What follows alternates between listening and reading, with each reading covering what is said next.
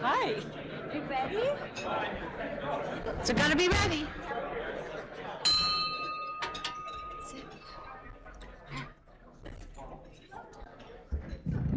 Okay. Oh, that's hot. Hot mic. Okay, Team Rotary. It's game day. And I'm going to start with the music for today.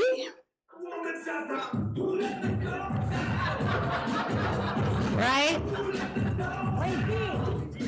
This is my friend Router.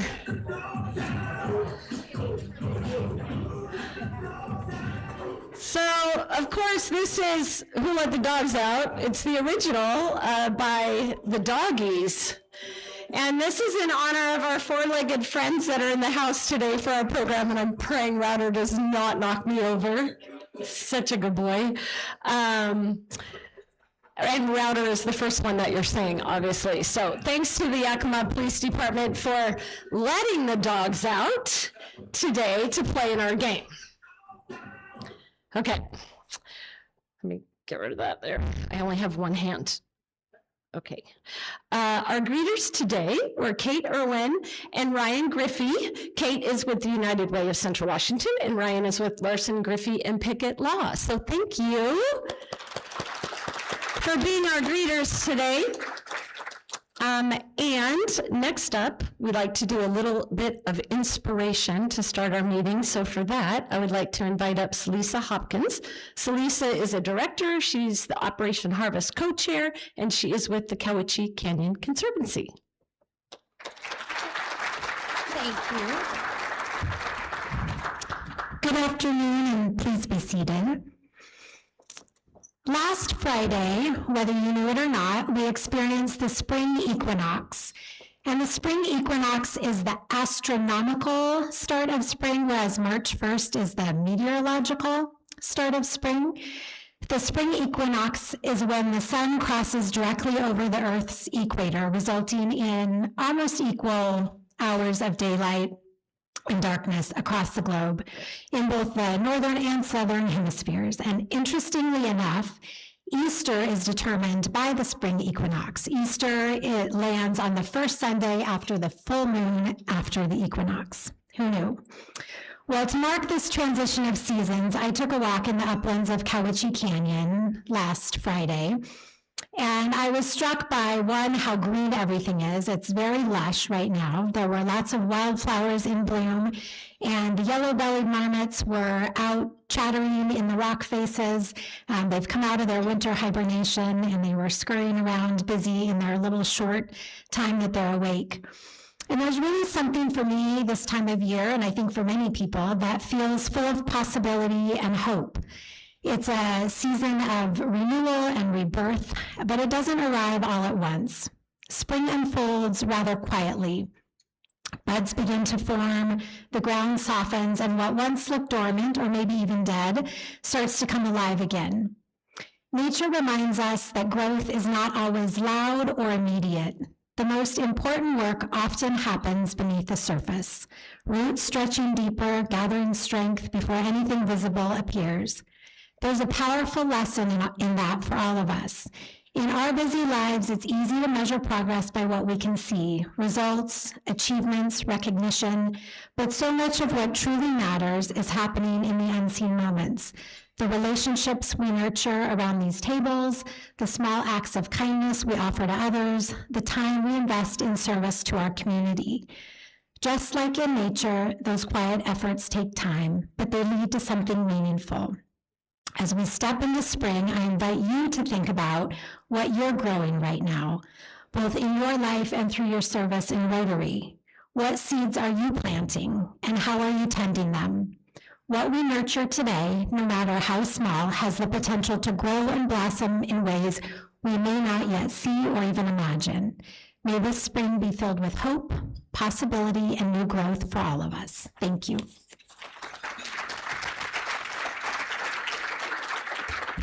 Thank you, Celisa. Appreciate that. So I would like to welcome any guests that we have today. So if you are a guest, you can please stand like Router is because he's a guest today. That would be great. Come on, there's a lot of you.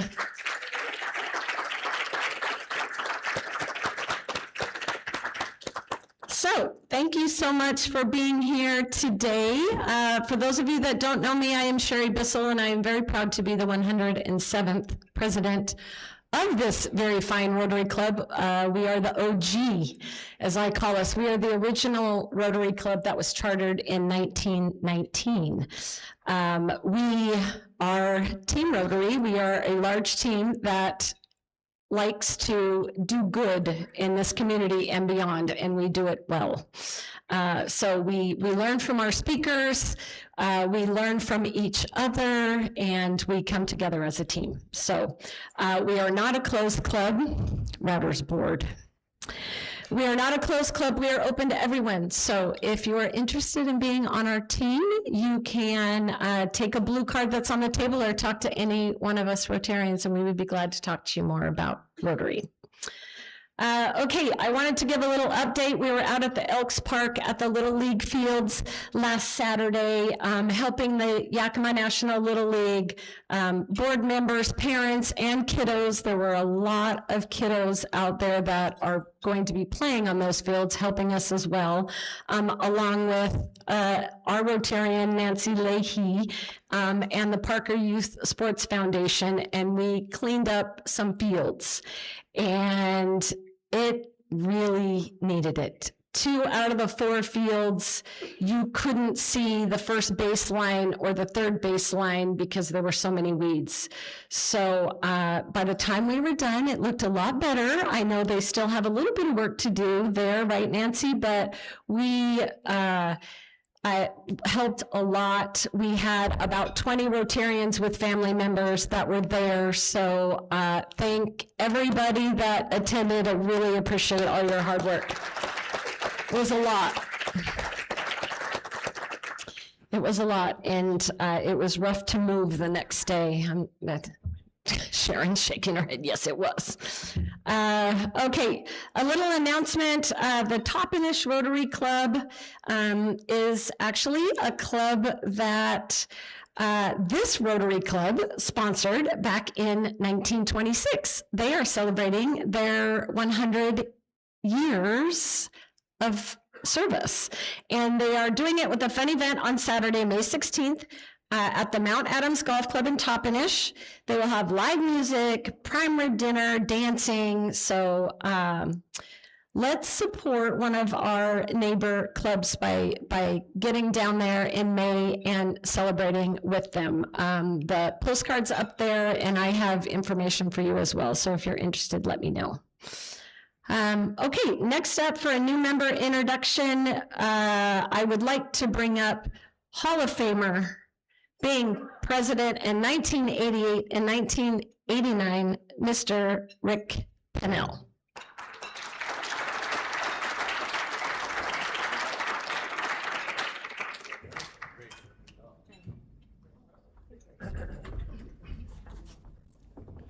So today I get to introduce an academic, an athlete, a coach, and her life experiences.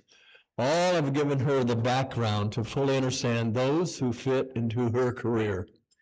Dr. Melissa Hill, commonly called Mel, was raised in Yakima. Her mother worked in the county for many years. Her father, who had a GED, worked his way up in Hanford and worked there for 51 years. Mel was the first Latina player on the West Valley High School volleyball team that brought home their first volleyball state championship. After she graduated, she entered Spokane Falls College. She was a first-generation college student from her family, and there she played volleyball and also did probably some academic and helped coach volleyball. She then entered Eastern Washington University, where she got her bachelor's degree and was assistant volleyball coach there. From there, she went to the University of Alaska, where she earned her master's and PhD. Her Alaska years were all about running marathons, fishing, and ski joining with her dog, Silver. An important part of Mel's Alaska education adventures was working with indigenous tribes. Her role was K-12 outreach for the University of Alaska. She advocated for programs and strategies for rural, indigenous, and underserved communities. She definitely saw the importance of people for the people in those communities. She decided to return from Alaska and found her perfect job. She worked for Heritage University for 14 years. The last 5, she was the provost at Heritage. This summer, she was hired by Pacific Northwest University, where she will work directly with Rotarian President Mike Middleman. She will support the university's K-12 Roots to Wings program, which is an amazing program. It's a program for 175 middle and high school students over 15 weeks, designed for hands-on exposure to the medical science training. She'll also support the university and develop a deep understanding and strategy for her life, work, and work experiences, supporting medical students coming from different cultures, different parts of the United States, and family backgrounds. Her role helps the university in their goal of serving rural and underserved medical communities.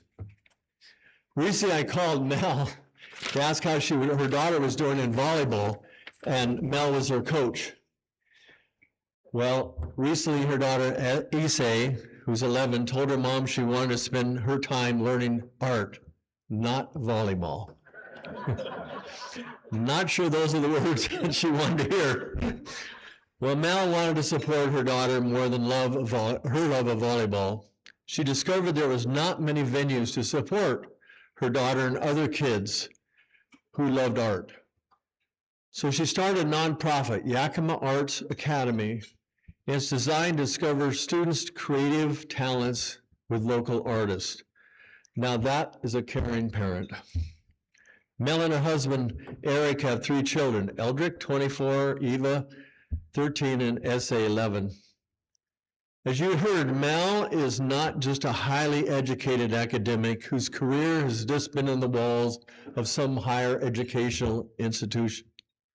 She's lived her life helping others to reach their potential through education.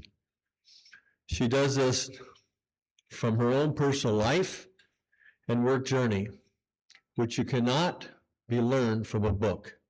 Please welcome Dr. Melissa Hill.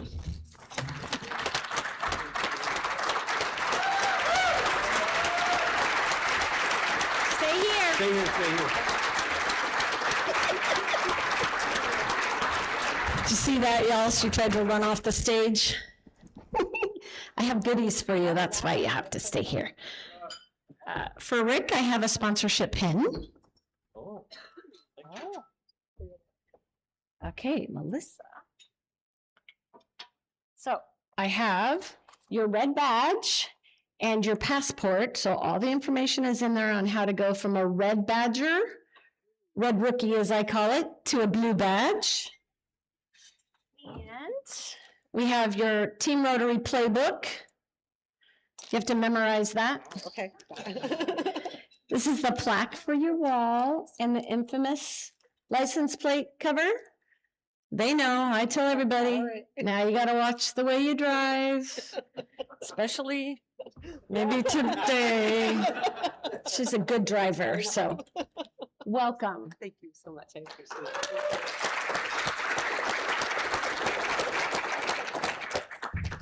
Okay, we have an announcement now, fellowship and fireside dinner announcement with one of your co-chairs of the committee, Mr. Brad Hansen, who is with Alegria Advisors. Brad.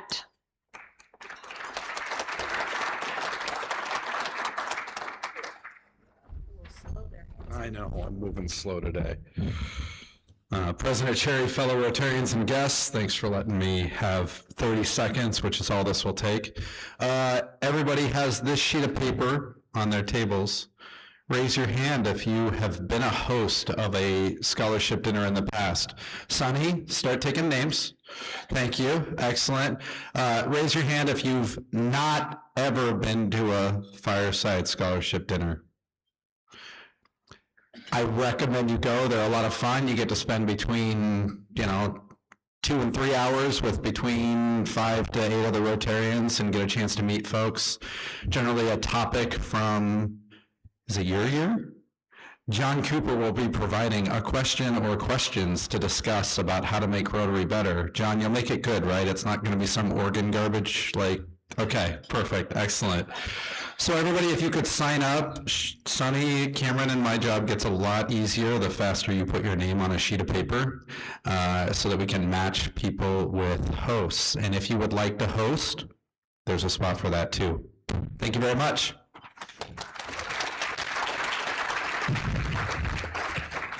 Thank you, Brad.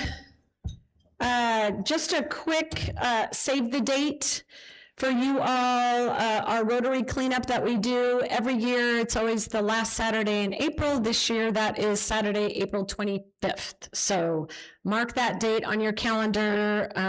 David McKinney is the chair of that committee, and he had to be out of town today, but you will be hearing from him soon. Trust me.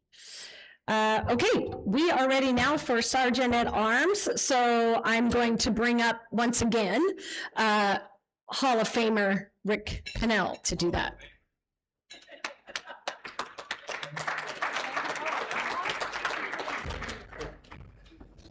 Wait till you get to the program part. So there is 40 hours in a normal work week, and every Thursday for 1 hour, 12:15 to 1:15, we have Rotary. It seems reasonable then that you do not need to be on your cell phone for 1 hour out of 40. So some of you look at your cell phone to check dates to see if you can be for the scholarship dinner. That's okay. However, if you had texted or emailed, checked your texts or done emails more than 2 times this year, I'd like you to pay $5. Now we're going to see how well. I sit at a lot of tables where I see the phone, so there should be a lot of money coming out.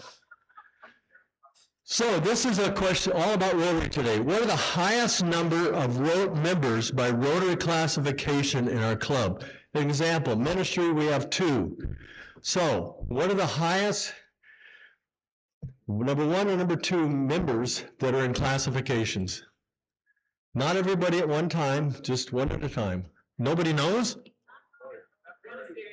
What? I can't hear.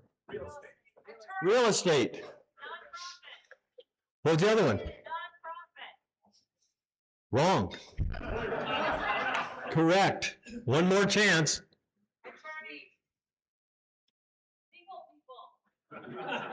Legal what? Lawyers. Yeah. You know, when I'm up here, I want the mic moved around. Okay, so you got 2 out of those. If you got 2 out of the 4, here they go. Number 1, 17 members, investments. Number 2, tied, 3 different groups, real estate, law, building and construction. So if you didn't get 2 of those, pay $1. Now we're going to visit some Rotary history and see how much you know from some interesting Rotarians in our history. All Rotarians who have been in the club 45 plus years, or you're 75 years and older, you don't have to pay unless you don't get the answer that the rest of the group can't. So let's start out how we're going to do this. So I came in the club 50 years ago. Where did we meet as a club 50 years ago? I haven't heard one right answer. What'd you say? You can't answer. You're too old. Old people can't answer that question. Only young people. Chinook Tower. Let me explain this again. If you're 75 years or older and been in the club 45 years, you don't answer the question until I ask you for the answer if the rest of the group doesn't get the answer. It's pretty simple, I thought. Okay, who was the greeter every week in the Chinook Tower, who was in his 90s, and when you asked him how he was doing, he always said, damn fine, damn fine. Who was that person?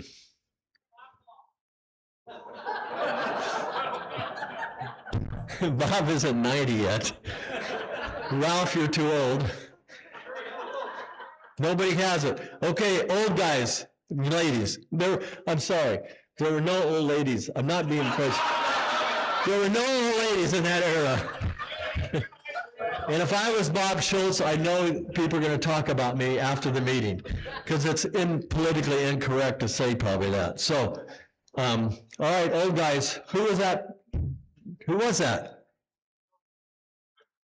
Who? Wow. His name was Guy Finley.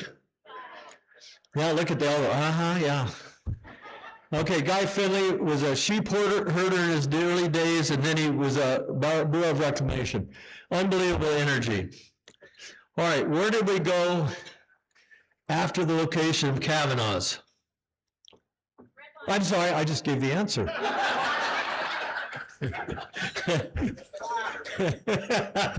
I'll give you $1 when I'm done here. Don't you like it when us old guys are up here? Okay, here's an interesting one. Who are the two youngest presidents at age 42 in our club? Nobody? Old guys. Dave Miller's one of them. Who? No, myself. Dave Miller and myself are the two youngest members. Who is the oldest Rotary president?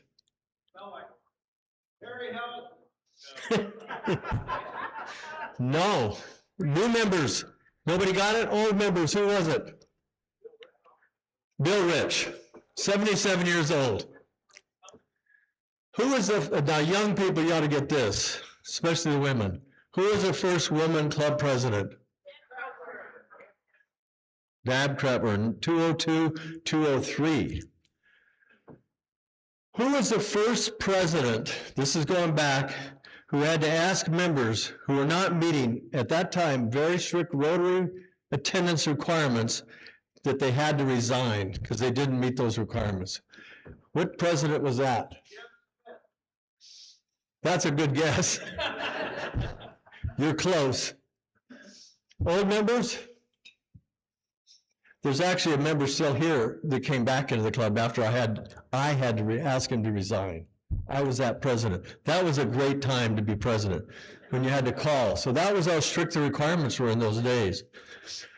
Now, so far you're not doing so good, either group. This would be real easy for some. Who are the two funniest sergeant at arms ever in my memory? In my memory. Who?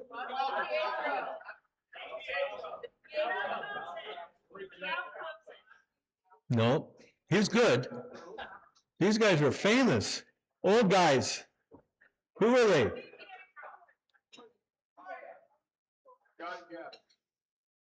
Well, that's a good one. I had him down for something else. No, Neil Coffey and Ralph Thompson.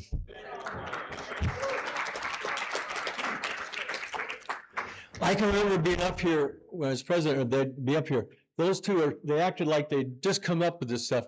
Both their hands are just shaking, and they had these notes, but both of them, you never think there was one thing bothering them. They were great. Who was a president who, after his presidency, became the head of the unofficial Purity League? New members. Ed Johnson. Ed Johnson, I have to explain, he was a tall, lanky man. He was a LDS member. He was very, very funny. And so he would be in the middle of the audience. Somebody would say something up here, and people would look around, and Ed would stand up, slowly walk up to the podium and put his hand out.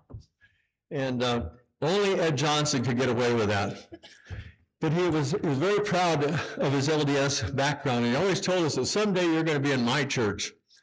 At his funeral, when many Rotarians were there, the first man to get up was one of the members of their church. He said, Ed just wanted to remind you that he would get you in his church. That's the kind of president. Who is a president who had the hardest time getting a new Rotarian to stop their classification knock? He actually put, this woman on a head table, put notes up there, stood beside her. She never broke stride, never even acknowledged him. He finally walked off the podium and out the door, and she was still talking. Who was that president? Old guys. Murray Judge. That's a true story, too. All right, a little bit closer to home. How long has Carolyn been in our club? New people. She was 10 when she came. Old guys. 28 years. 28. She's been in the club 35 years.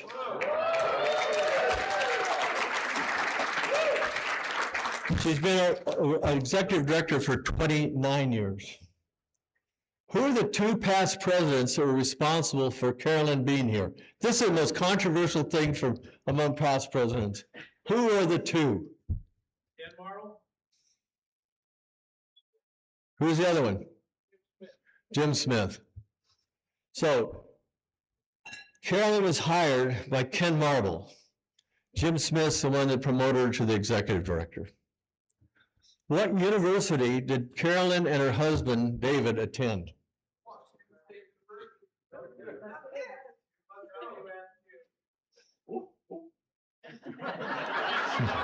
There's no woof woof. WSU. Okay, here's the greatest news today about Carolyn, though. Today, Carolyn was just asked to serve as the president of the Association of Rotary Club Executive Directors.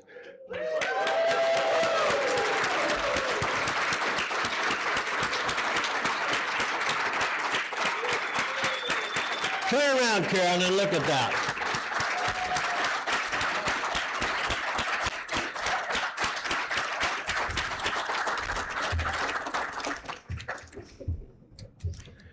Okay, going back to where you should know. Who are three members of our club who have been all were medical missionaries and served mainly in Asia and Africa?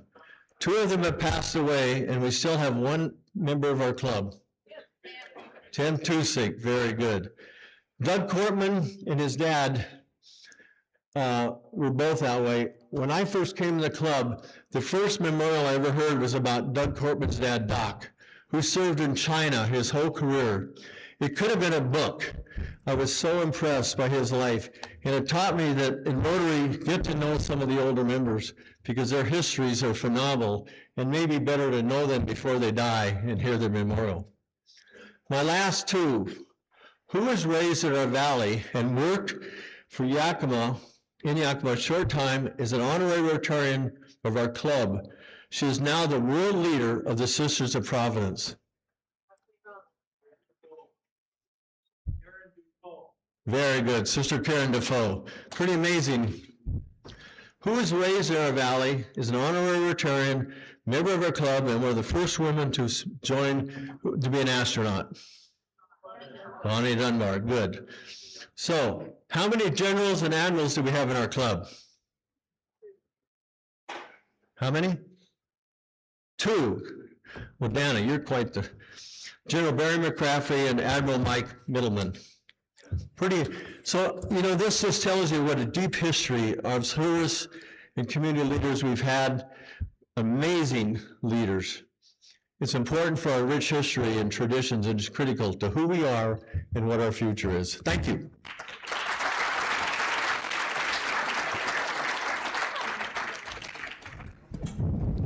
Thank you, Rick. All right, for our program introduction, I would like to bring up Captain Chad Janis from the Yakima Police Department. My name's Janice. Anything in the ballpark works. Well, thank you, President Bissell and the Downtown Rotary of Yakima for allowing us to present today. The Yakima Police Department K-9 unit has a fantastic presentation for you. My name is Chad Janice. I'm one of our captains at the police department, and it is my pleasure to stand in for Chief Boyle, who's off exploring the world on a long overdue vacation. The Yakima PD K-9 unit is one of the longest continuously running K-9 programs in the area, starting at around the year 2000. In the last 26 years, we have employed numerous K-9 teams. Everything from patrol K-9 teams, drug detection K-9 teams, which were disbanded after marijuana became legal. A new addition to the program, which you will meet today, was added in 2024, and it is an electronics detection / facility K-9, and they will explain all what that means shortly, and that particular dog has won over the hearts of everybody in the police department. So in my 27 years as being a police officer, with well over a decade of that on our SWAT team, I can tell you having K-9s has undoubtedly saved lives. Not just the ones you would think of. The police officers on the front lines of violence and tragedy, the victims that we're out there to serve, and the community at large. But the untold story of a K-9 are the countless violent offenders' lives that were saved because we had this tool available to us. In many of those events, the offender was very violent in a moment of crisis, and our officers stood between them and our community, ensuring that violent actors impacted no more members of this community. In many of those events, a lethal encounter may have been justified to stop the violence, but because we had the brave heroes in our K-9 unit, a peaceful resolution occurred. I can't tell you how proud I am to have our K-9s available to us. Their unwavering bravery and commitment to protect their fellow officers and keep this community safe is incredibly honorable. Before I step off the stage and hand over the mic to the people you actually want to hear from, I want to introduce our team. So seated to my right here, I'm going to start with Officer Mark McKinney. If you could stand up, please, and give the crowd a wave. He will introduce you to his partner, K-9 ASCO, followed by Officer Brad Althauser and his partner, K-9 Zorro, Detective Michael DeLeon and his partner Router, which you've seen roaming the room already. New additions to our K-9 team that were just selected, and we're so happy to have them on board, and their K-9s are safely tucked away in their police vehicles as they're still in the chaos phase of life. Is Officer Tyler Friett, Officer Kylie Swift,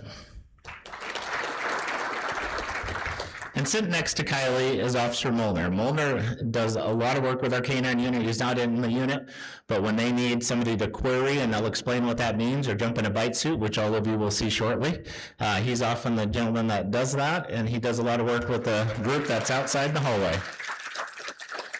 So our K-9 team, as you can imagine, has a lot of supervision oversight. The K-9 coordinator is Sergeant Mark Williams. The commander of the unit, who is brand new commander of the unit and a previous K-9 handler, Lieutenant Tori Adams. And our K-9 Foundation board representative and former K-9 commander, Lieutenant Ira Cavan. The order of our presentation, we'll start with K-9 Router and all the amazing things that he does and talk about the new addition of what that brings to the Yakima Police Department and really to Eastern Washington, followed by K-9 ASCO and his handler, Officer Mark McKinney. Then you'll hear from Lieutenant Cavan, who will talk about the amazing organization that makes much of this work possible for us. After which, we'll have a couple demonstrations, which I'm sure you'll enjoy, ending with a short Q&A. So on behalf of the Yakima Police Department, thank you for having us and enjoy the presentation. I'll turn it over to Officer McKinney now. Oh, sorry, Detective DeLeon.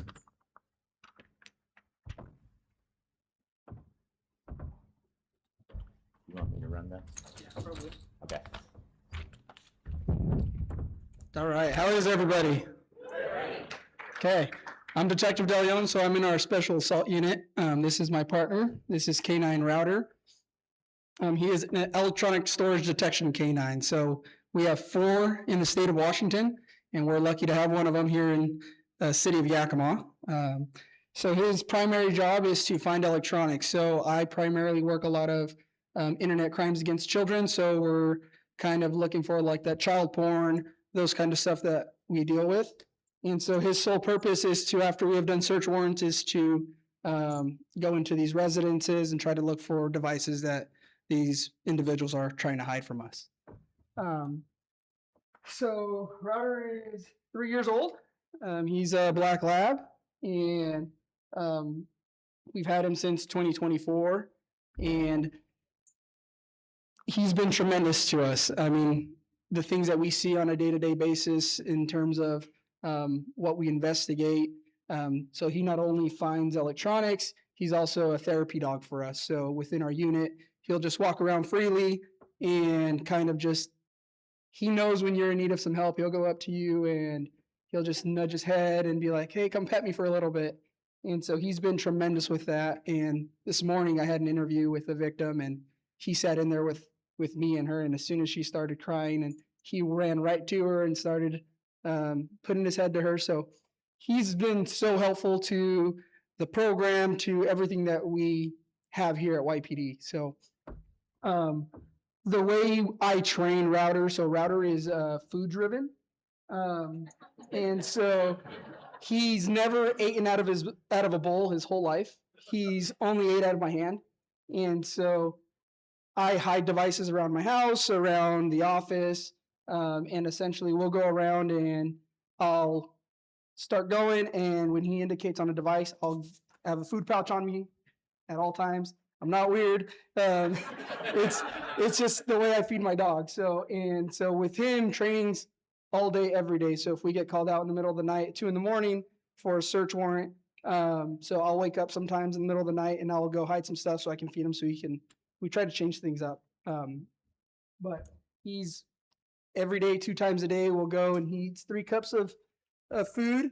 And so that's kind of how I deal with feeding him. So even when I'm at home, I have to feed him. He has to eat. When I'm on vacation, he either has to come with me, and we have to plan and coordinate. He can't be kenneled. So he's a different kind of dog. He's a lot of work, but it's definitely worth it. And later on today, I'll kind of go through some of the stuff and how I train him and what he finds. So he actually finds cell phones, thumb drives, hard drives, micro SD cards, anything that it's a chemical called TPPO, which is in the devices that prevents them from overheating. So a lot of our devices have them, especially like tracking devices. So his main purpose was to do a lot of internet crimes against children cases and stuff, but we also have our domestic violence program is huge here. And so we've been utilizing him for that. When anyone says, hey, I think someone's stalking me, or I believe there's a tracker in my car, I'll have him come down to the PD and we'll run Router around the car. And within it, I believe we were back for 2 weeks from training. I just got him, and we ended up finding an air tag in back of one of our victims' cars, which was huge. And when you go through the training and stuff, you kind of don't believe that in like real life scenarios, like, man, can this really happen? And so it kind of reassured us that, like what we ended up, that the training and everything we went through to get him was worth it. So it not only makes, like I said, our department better, but the community safer at the end of the day. So yeah, that's us.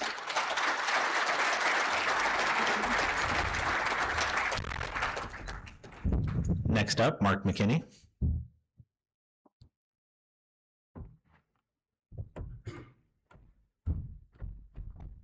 I'm not going to be as entertaining because I'm not going to bring Asko up here, because if he was up here, he wouldn't be as calm as Router, and he would drive me crazy, and you guys would get a show and you wouldn't listen to anything I had to say. So we'll bring him in here in a little bit, and he'll get to do a demonstration. He's going to bite Yvette, so you guys can all get to see that. But let's see, do you have anything specific you want me to go through? Okay, I've been an officer with the Yakima Police Department since 2002. I've been handling canines since 2012. Asko is my third canine. When I'm talking about canines, I'm kind of generalizing. I'm talking about specifically patrol canines, which are the ones that catch people, they track people, they find people, they protect us, and they'll also find evidence because our dogs are trained to find human scent. That's how they find the bad guys. Well, they'll also find human scent on evidence as well. So our dogs are not finding this specific item, which you can train a dog to do, like Officer DeLeon's dog. Ours are finding the human scent on the item, which is really useful for us because they can find a variety of different types of evidence. So when I'm talking about dogs, I'm talking about our type of dogs, just because that's what I'm used to talking about. If you want to learn more about drug dogs, bite dog, or drug dogs, bomb dogs, electronic detection dogs, or something, Officer DeLeon could probably answer more questions. I can answer some of them, but most of the scent dogs are trained in similar ways, and they just find different objects and stuff. So our patrol dogs do a variety of things, but Asko was, like I said, my third canine. He was imported from Slovakia. March 2023, I guess. He'll be 5, I think, in June. So that sounds like he's getting older. That's still actually pretty young. I've had him 3 years right now. I feel like I just got him, but he's starting to get up there. He's a Belgian Malinois. People always ask me what type of breeds can do this work. For the scent dogs, almost any breed can do the scent dog work as long as they have a very high drive for play or for food. As far as the patrol dogs, it's basically worldwide narrowed down to pretty much 2 breeds now, and that's Belgian Malinois and German Shepherds. There are a few Dutch Shepherds in there, and back in the 80s, they would use Rottweilers or Dobermans, but that's kind of gone out the door because these 2 breeds can do just about anything. This is a Belgian Malinois. That's actually Asko, the one you're going to get to meet. As you can see, he's sitting down in that, but he's still not holding still. He never holds still. Even when he's holding still, he's not holding still. He'll shake. He'll sit there and shake. Don't get one as a pet.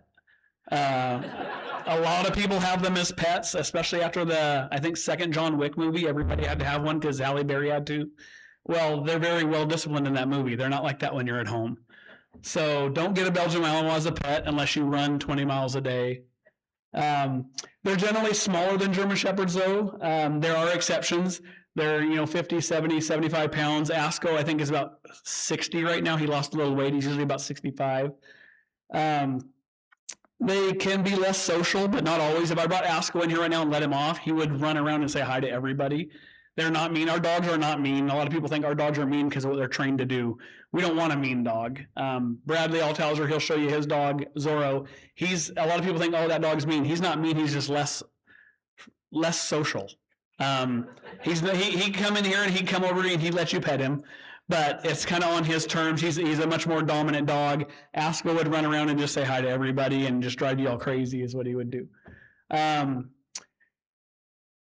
I can't read that. I know what it is, but I can't read it from this angle. But regardless, and then Officer Brad Althauser, you've already been introduced to. He actually became an officer by the time I got my first canine, and he's been instrumental in helping me with training my last 2 dogs, especially. He was with me when he was a brand new officer on a call that I did with my first dog when I was still learning how to use dogs, and he was an officer. We had to go up in an attic and deal with a guy, and that's one of the most dynamic things that we've done. And he says that's what kind of convinced him to want to get a canine, so that's pretty cool. But so he's been an officer since 2012 and a handler since April of 2019. He'll talk here in a minute because there's a couple of actual videos of his dog deploying in Yakima that they're going to show you guys, and he can talk about that. Let's see. Zorro's from the Czech Republic. I came from April 19th. Zorro's getting up there in age. People always ask how old are these dogs when they retire. It all depends on their health. I'd say average is probably 8 years old. However, my first one went to 10 years old. My second one only made it to 5 years old because he was sick and we had to put him down. But generally 8 years old. Well, I think Zorro's 8 years old now, but he's still going strong. So hopefully we'll get another year or 2 out of Zorro. And Zorro and Brad have been awesome. They've caught a lot of bad guys. They've saved a lot of lives. Even like Captain Janice said, bad guys' lives. It's amazing these dogs actually, when there's no other option but lethal force, sometimes these dogs can step in and prevent that. So the people who want to ban these dogs don't understand that these dogs are actually saving bad guys' lives. And also, rough estimate, probably 80% of the time when I show up to a call with these dogs, they give up. So the people who want to ban these dogs are like, oh, you use too much force. These dogs are preventing us from using any force whatsoever most of the time. I mean, if we got someone hiding in an attic, we almost never have to put a dog up there because we can show up and patrol officers will be like, hey, we've been trying to get him out of there for an hour. He's not coming out. I'll say, I'm going to put a dog up there. I'll make him bark up there. People can't come out of those attics fast enough. because there's nowhere to go up there. And so there's a very, very rare that they won't come out of an attic. And I can tell you they probably will the second time.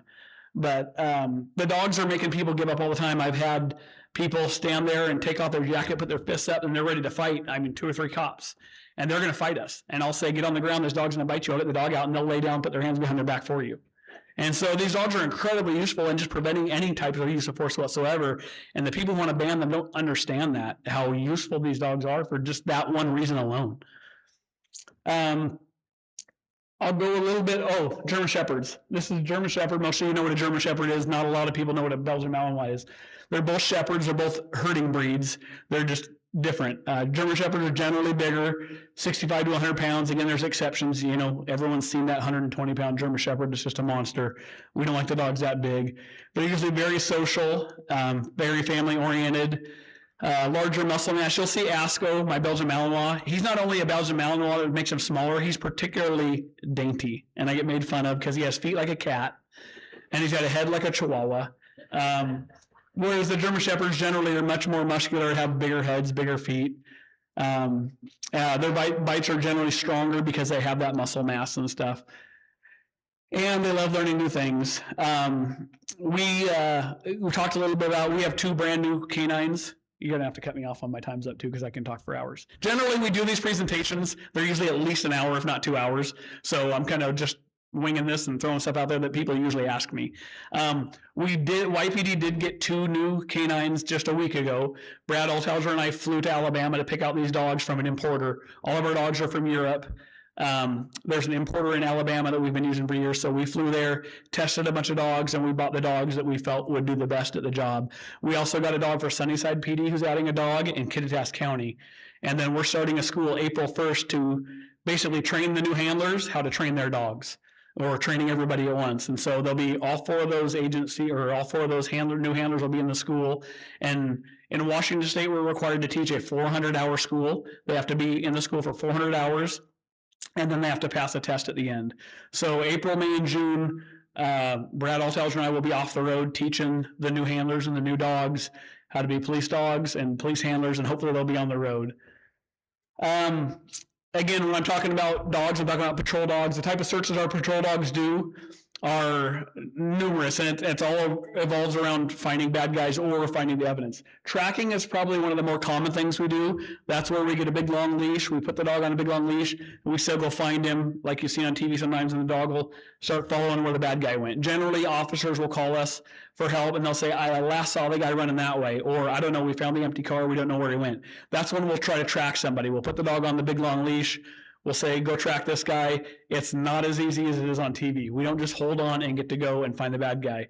Our success rate is not 100%. That's just part of it. We're reading the dog the whole time. So you got the human element in there, which is kind of what messes everything up, to be honest. And so we'll read the dog, make sure the dog is on the track. Hopefully in the end, we'll find the bad guy. We don't find them all, but we find a lot more than we will without the dog. We have building searches. That's when we have a burglary or something, or we think somebody's hiding in a house, or SWAT. We go with SWAT. Everywhere SWAT goes, the dogs go. And they'll have a bad guy in a house, and they'll try and get him out everywhere they possibly can.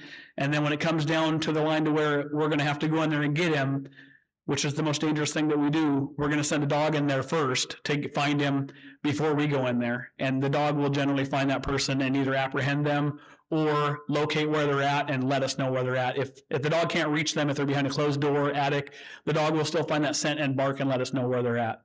So we do a lot of that. High-risk stops, that's basically a traffic stop where we have a wanted person that is generally dangerous enough to where we don't want to walk up into a standard traffic stop. What we'll do is we'll stay behind our cars and we'll call them back to us. We use the dogs for that in case somebody gets out and runs, somebody gets out and wants to fight, or somebody doesn't want to get out. We'll put the dog in there. We had one recently where, I don't know if you guys have heard that our fleet manager, Teresa, got hit by somebody who was very, very high on drugs, just ran her over in front of the police department. A few weeks later, when he's out of jail, he goes and makes threats to a bunch of employees at a bar that he was kicked out of and threatening to shoot them and acting like he had a gun. We find him, pull him over. He's incredibly high and uncooperative, would not come out of the vehicle, saying he had a gun, acting like he had a gun. ASCO went through the window and held on to him so we could safely move up there, open the door. He still wanted to fight, but we were able to take him into custody a lot safer than if we didn't have the dog to try and get in his head and hold on to him while we went up there. So that's where the high-risk stop stuff comes in with the dogs. Just general apprehensions. Somebody runs from us and I'm too old and slow to catch them. My dog can catch them. This doesn't happen as often as it seems. Most of the time we're using a dog for a search. People think we're using these dogs for their teeth or for the use of force. Generally, that's a small part of what we do, but that's what people want to see. That's why we're going to bite Teresa or Yvette. But generally we're using the dogs for their noses. Their noses is a locating tool. That's what we really use them for. But again, the people who want to ban the dogs think that we're out there just biting people and attacking people, and that's not what we're doing at all. That use of force is there if we need it, but it's generally not what we're using the dogs for. And then evidence searches, which I talked about a little bit already. The dog, again, is not finding the evidence itself. The dog is finding the human scent on the evidence. And like Officer or Detective DeLeon was saying, it's amazing to us. You know, we know dogs have good noses, and in training we're taught they have good noses, but until you see it in action, it's amazing. My first dog was incredibly good at finding evidence. So is Brad's dog. My first dog found at least 2 guns that were literally buried. They could smell them through the ground. My current dog is pretty good at it. My last one was fair. He was getting there, but then he got sick on us. But Brad's dog's incredibly good at it too. But these dogs will find literally buried objects. They can find objects that are submerged. They can smell the human scent through the water, which is just, it's dumbfounding, but I've seen it. And so, how much time do I got? Okay, I'm over. So, Officer Althauser is going to show you a couple of videos of his dog Zorro in actual action in Yakima.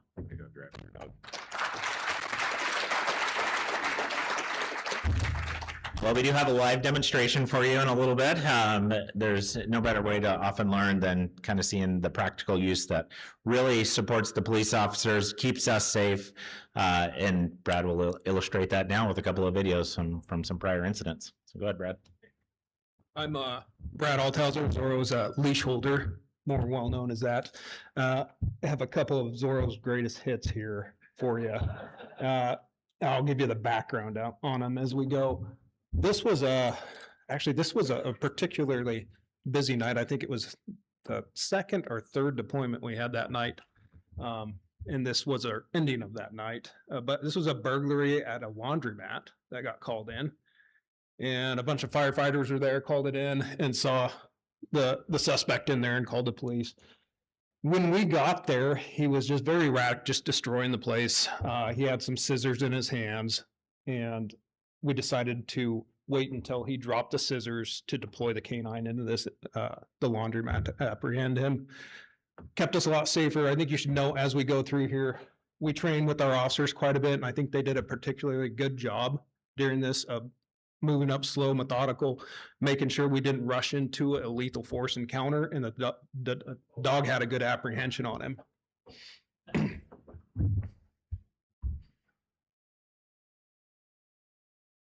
His fatal mistake was he dumped laundry soap on the floor.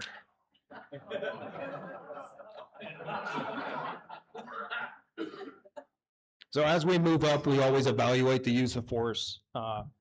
What we thought was happening was Zorro was getting stabbed right here. You'll see in a second. Ended up, as we clearly saw the picture, that no, it's a cell phone that he's hitting him with. And it looks violent, but I can guarantee you Zorro just loved his life that night. So we teach the dogs to bite and hold for this one reason. This guy wasn't a big guy, but later that night it took 6 of us to hold him down on a gurney because he was so high on methamphetamine. So dog did a good job there. And the next one here, this is a good one. I had an interaction with this male suspect here earlier in the day where I'd warned him to stop trying to threaten to fight people in the area, which he didn't listen. And he walked into a hotel room in the area and he threatened the employee there with brass knuckles and threatened to kill him. So I returned and we had another conversation. And again, not knowing what he's armed with. And if you watch this real close, he starts to fight with me a little bit. I had a crowd of people behind me that also did not like this guy. So they were trying to step in and I said, no, I think I have a solution for this as he started to fight with me. But you'll see Zorro does pretty good at his job. The power of these dogs is pretty amazing. And Abno, if you watch real close, he does try to strike the dog with the brass knuckles, which he had in his hand. They're balled up in a handkerchief. So what I love is, I mean, that was the end of it right there. The dog fights better than I do. Just he's just better at his job than me, I think. So that guy also interesting. Part of that case, he was looking at a third strike on that offense. When the prosecutors called me, they said, "Well, he's looking at life in prison for trying to hit you," which they dumped that, and did about 1.5 years in jail, and then he got out and has continued to be a menace to the to our community, which we've arrested multiple times before, and he's back in prison again. So that's all I have. Thank you. Thank you.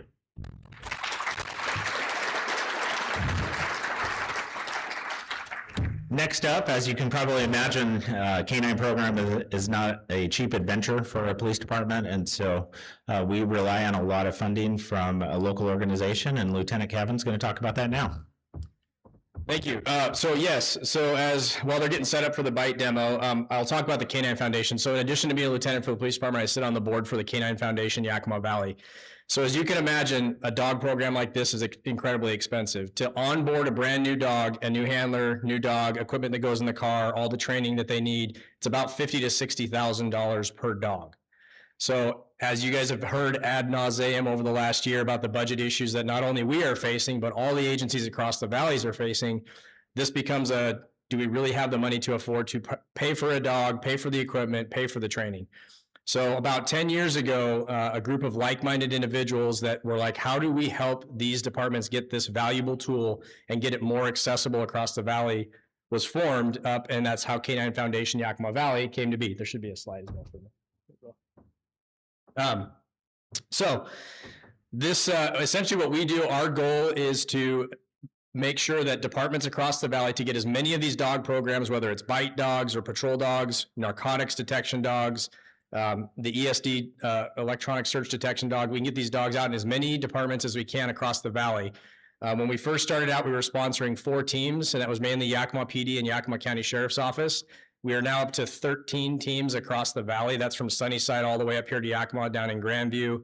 We have teams all over the place. Our primary mechanism for fundraising is through our events that we host. Hopefully some of you have been out to Bite the Brewer at Cowiche Creek Brewing, which is where a lot of our local craft brewers like to come out and put the bite suit on, and for every $1,000 we raise, they volunteer to take a bite. This last year, we raised $26,000 at that event, so there were 26 bites that occurred, to include Chief Boyle and Sheriff Udell, who put on the suit as well, so that was good. We also sell, these are the hot ticket item right here, which are the plush pups that are on the table back out there. So there are, somebody was asking earlier if these are specific to the dogs. They are. We sent a picture to the company. They try to make a plush that matches closely to what the dog looks like, and then we sell them. So there's a whole collect your set back there. We also have challenge coins that we hand out. And then on each of your tables is a little card with a QR code. If you just want to make a cash donation, you can do that. You can do it out at the table out there. But we survive 100% off donations. There's no overhead. The board doesn't take any payments. Nobody on the board takes payments. We pay a little bit of money for our insurance and our accounting fees and all that stuff. But outside of that, 100% of the money you donate goes directly to these programs across the valley. And as I said, with 13 programs, we are actively fundraising constantly within the valley. So again, the Canine Foundation is instrumental. Without them, I guarantee 100% we wouldn't have, I probably wouldn't have many of the dogs that we have across the valley there, without a question about that. So that's it.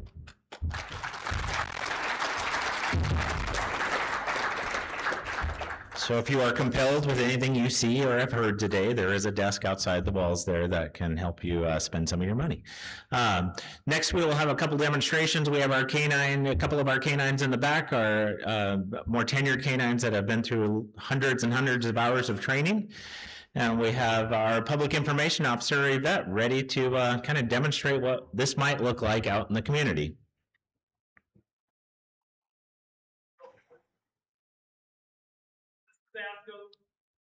Hasn't been at work for a couple weeks, but you can see like a spoiled spring right now. When she saw her put that on, he's a little wound up. So he's not listening as well as he's supposed to listen. So I'm prepping everything with that right now. I'm not gonna have him absolutely hammer Yvette. because he would just clobber her, even though it's not that big. But, people wanted a little bit of show, I was told, so he's gonna run over there, and he's gonna grab a hold of her, and then we'll see how he does after that, so. My dog can play too.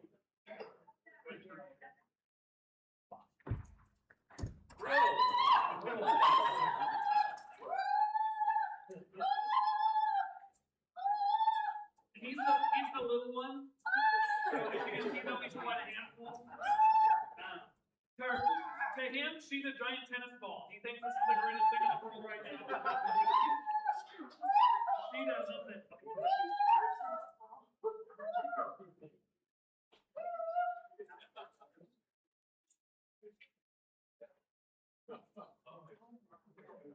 So, and now he will go like that. Somebody help the turtle get us.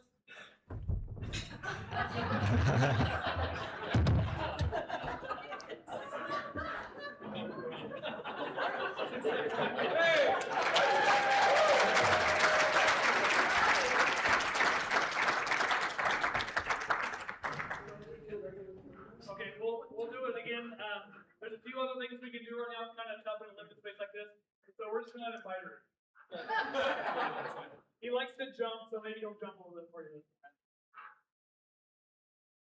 And again, he's not supposed to go until I tell him to. He's both done.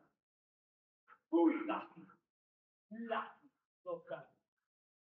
So he's not supposed to do anything until I tell him to. He knows something's gonna happen. He's gonna be training it, and he knows the game.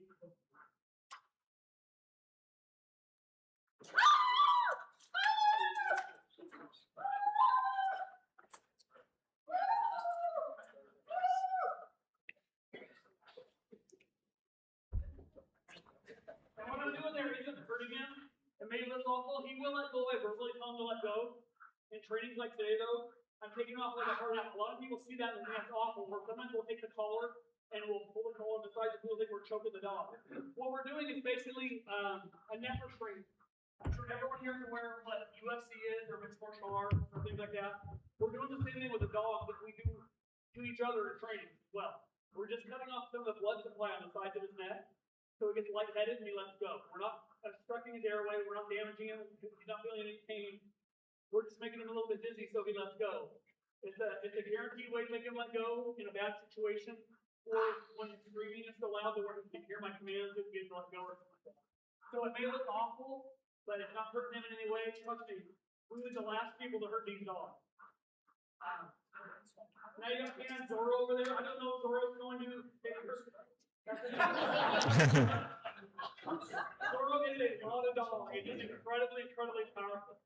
And this suit doesn't prevent you from healing it just keeps the teeth from going in.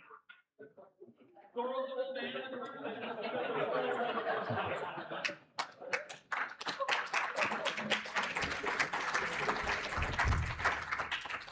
But that's kind of the extent of the demonstration for now. Like I said, there's a lot more things we can do if we have time in the room. But if you guys have any questions, we're more than happy to answer questions. Mike and the dog got first go because a bit of a distraction for me, let alone you guys. We have one more demonstration to do from Detective DeLeon, so we'll let the patrol dogs exit the room. As you can tell, they're very different dogs.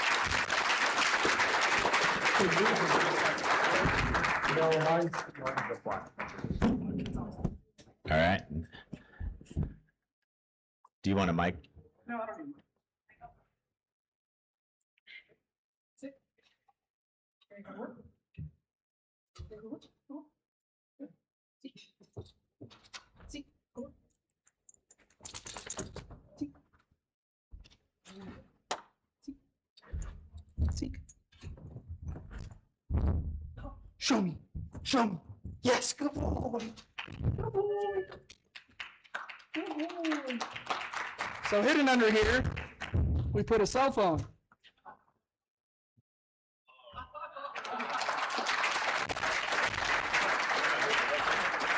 It's mine. Here, see?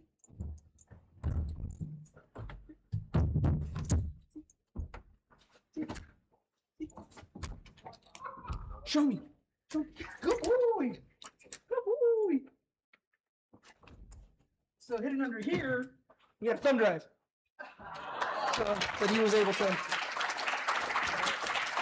That's kind of how he indicates. He'll put his nose down, and then when I tell him to show me, they're kind of trained to indicate on where that is. So he's more precise in that it's just not in this general area. So if it's in actual like a dresser or something, he'll be able to point out which dresser drawer it's actually in with his nose when I tell him to show me. So pretty cool.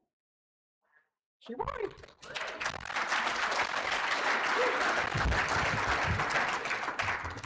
Well, on behalf of the police department, we thank you very much for letting you show us our dogs. They are incredible resources to us. They not only help our community and your community in the city of Yakima, but these dogs go wherever they're needed. And then Michael, especially part of his contract to have that dog, he's been all over Eastern Washington, and I know of at least one search across, I think it was in Okanagan, where he even found the detective's lost hard drive, or lost thumb drive that was in a field where he dropped it. So we do have some time for questions if you want to do that.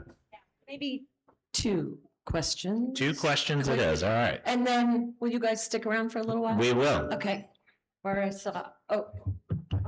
Why do you have to get the dogs all out of Eastern Europe primarily?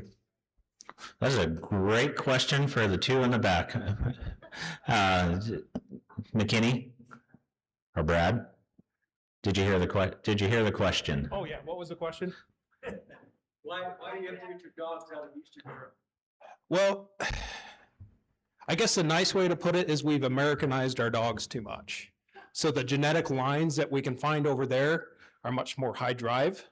As you can see, it's a very select job we ask these dogs to do, because most dogs are not trained or asked to engage a human. In fact, that's kind of against their nature. That's how they became dogs and not wolves.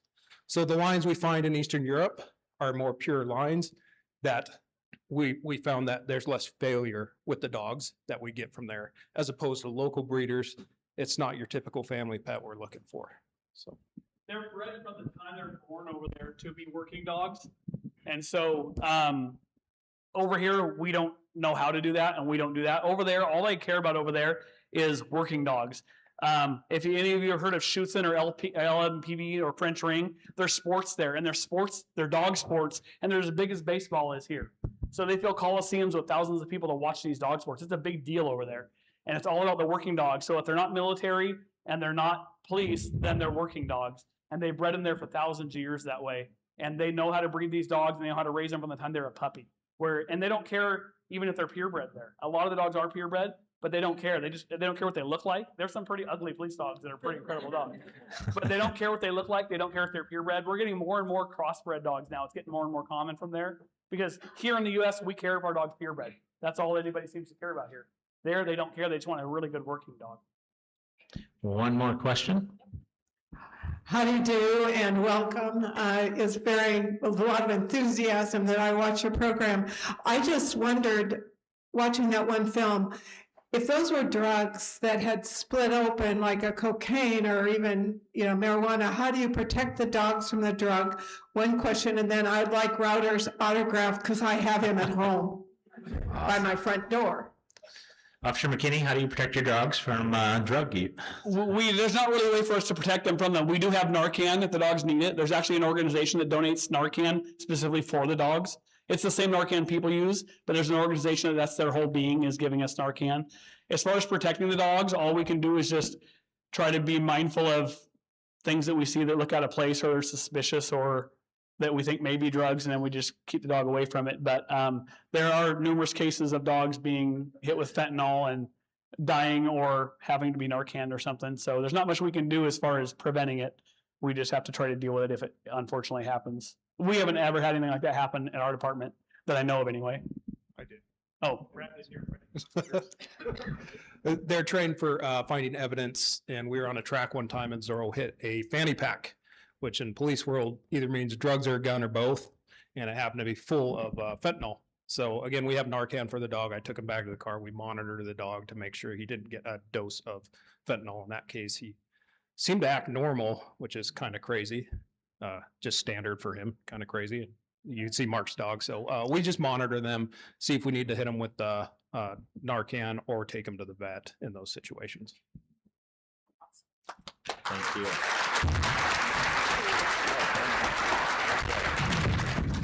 Wow, thank you so much for being here, all of you. I have a little something. I have Team Rotary dog bandanas that I had made.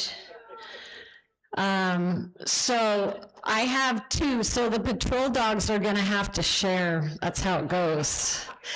And Router, however, since he's my little friend and he was co-president for the day, Router could probably have his own. So I hate to play favorites, but.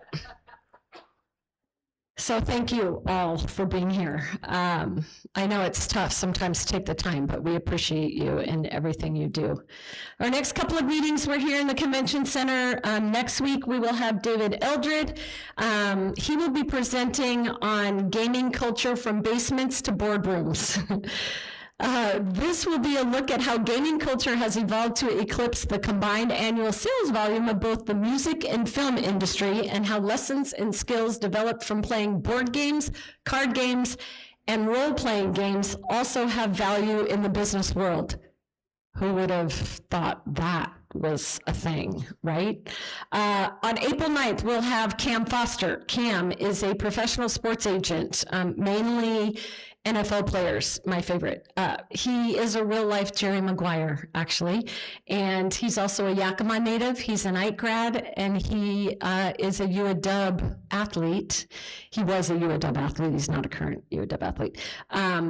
But he was just about a year ago, he was named as the UW Senior Director of Contracts and Cap Management.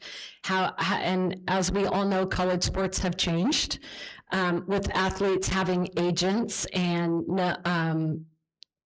navigating the NIL and negotiating to get paid as a college athlete. And so he will be talking about all of that, which will be interesting, and it's perfect timing because it's 2 weeks before the NFL draft.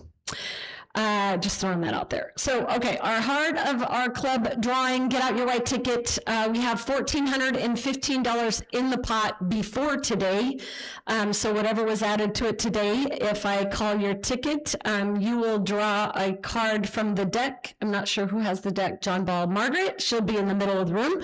And if you get the joker, you get half the pot, and Rotary Charities gets the other half. I should have had Router draw it. The number is 020657. Dana from Montana.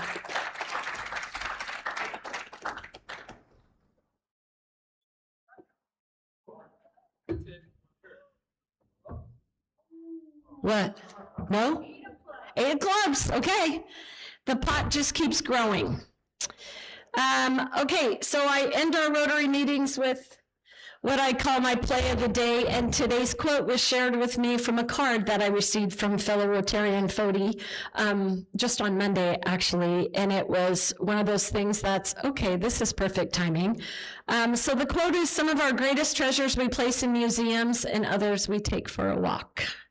That's from Roger Karras. And so it is all about timing sometimes. And that card I received in the mail from Fody was perfect timing. So thank you, Fody, for that.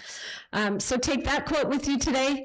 There's a Ways and Means Committee meeting afterwards with Margaret Filkins and John Ball. I know that the committee is planning a fun Bunko Night fundraiser on April 30th. So mark your calendar for that. Save the date for that. Welcome to the team, Melissa. We're glad to have you on Team Rotary, and thank you all for choosing Team Rotary today and being in our game. And with that, this game's over.